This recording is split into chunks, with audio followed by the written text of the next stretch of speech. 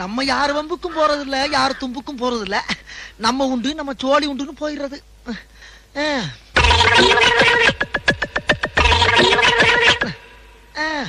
என்ன பொழப்பு மனுஷன், இன்னைக்கு இருப்பான் நாளைக்கு இருப்பான். நாளை கழிச்சு ஊருக்கு போடாம இருக்கேன். அங்க என் தங்கச்சிக்கு சடங்கு. உனக்குதான் தங்கச்சி இல்லையா? ஏன் போய் சொல்ற? இல்லப்பா, சின்னம்மா மக. வாழ்க்கை எதை நோக்கி பயணமா போய்கிட்டு இருக்குன்னே தெரியலையே. 3 வேளை சோத்துக்காக நம்ம உசுர கொசுரா கேட்கிறாங்க ஐயா.